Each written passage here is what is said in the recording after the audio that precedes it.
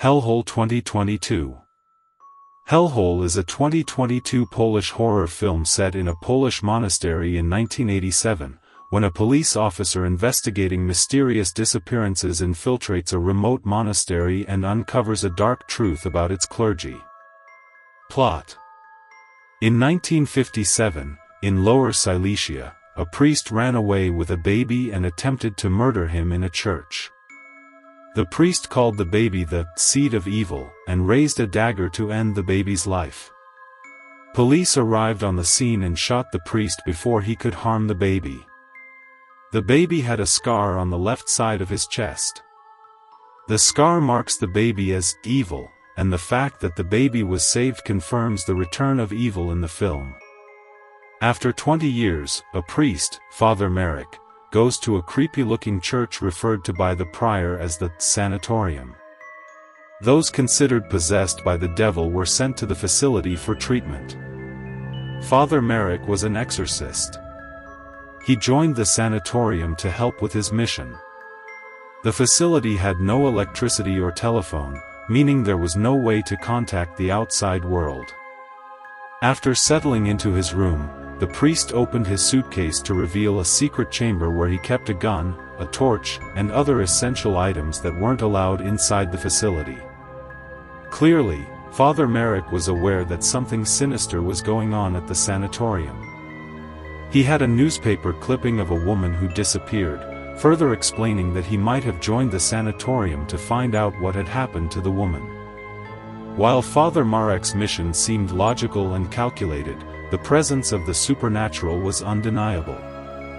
The cross in her room moved, the bathroom mirror shattered with a touch, and a low gurgle was heard from the closet. Father Marek attended the exorcism of a woman at the facility.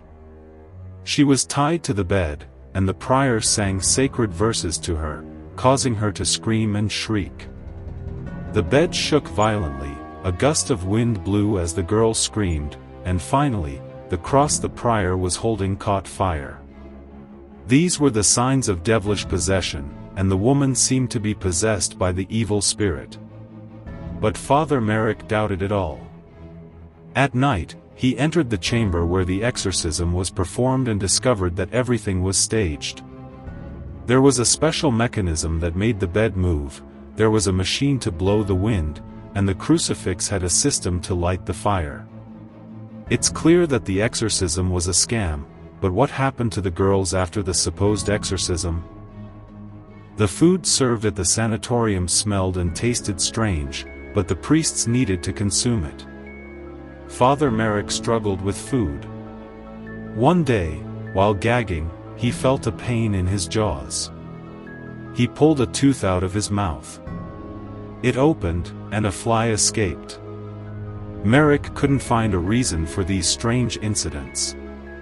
A few days after the exorcism, the priests dug a grave to place a coffin in it.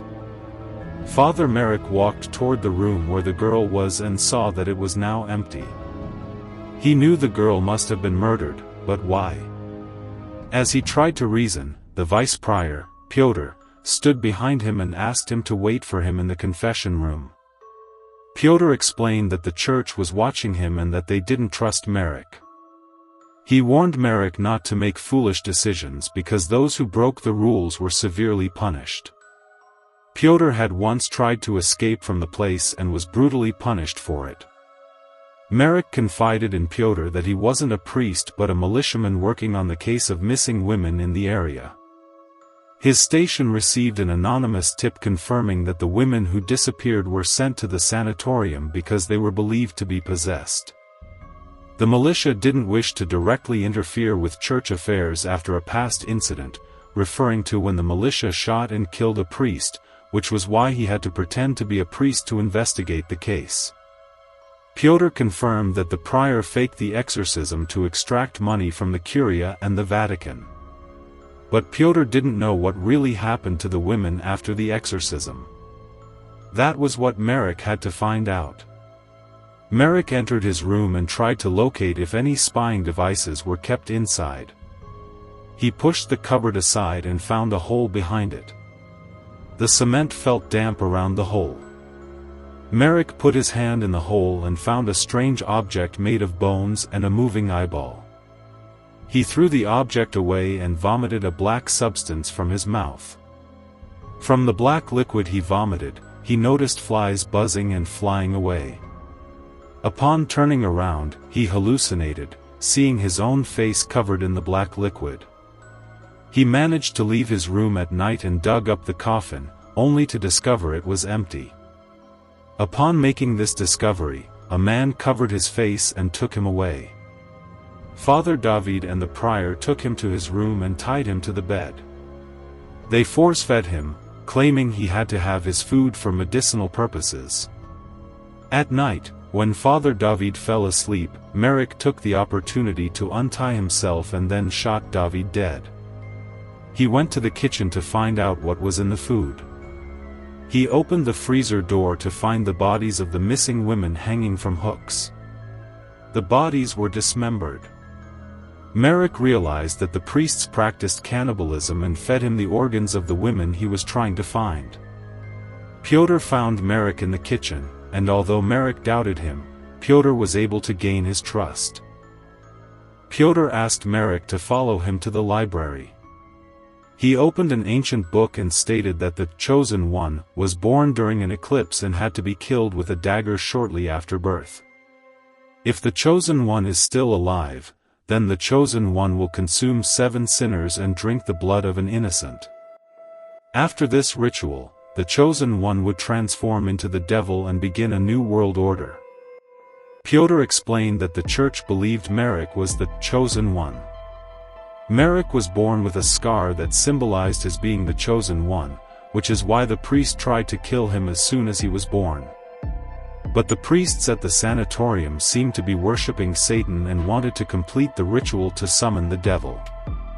Pyotr asked Marek to follow him to a secret passage through which they could leave the sanatorium. As Marek followed Pyotr, he heard a noise behind him. He was surrounded by priests who attacked him and took him back to the sanatorium. Pyotr never sympathized with Marek. It was all a lie to gain his trust and prevent him from escaping. Marek was tied up and surrounded by all the church's priests.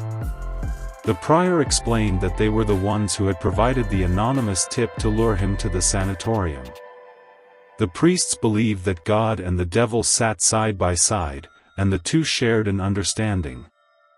They didn't consider the devil to be evil, but rather believed that humans were evil and deserved to be punished by the devil. The church was built around the gate of hell, a pit, and for 800 years, the Brotherhood had been waiting for the birth of the Chosen One. They believed that the evil one would emerge from the gates of hell and enter the body of the Chosen One, and begin a new order on earth. They dreamed of being the devil's apostles, helping him rule the new world.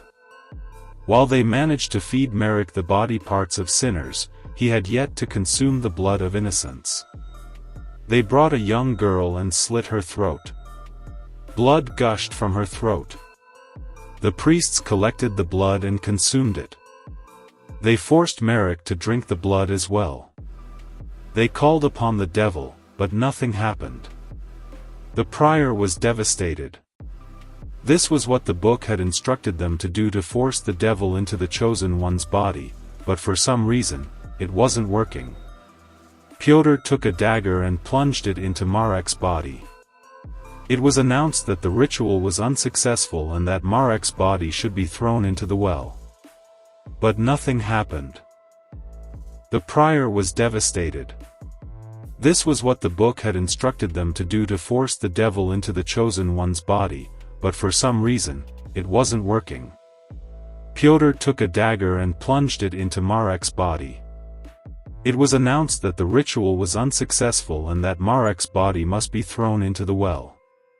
But nothing happened. The prior was devastated. This was what the book had instructed them to do, to force the devil into the Chosen One's body, but for some reason, it wasn't working. Pyotr took a dagger and plunged it into Marek's body.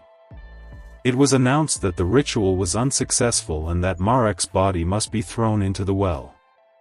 The prior was disappointed with the turn of events and consumed alcohol to numb the pain of his failure. Pyotr entered the room and helped him to bed.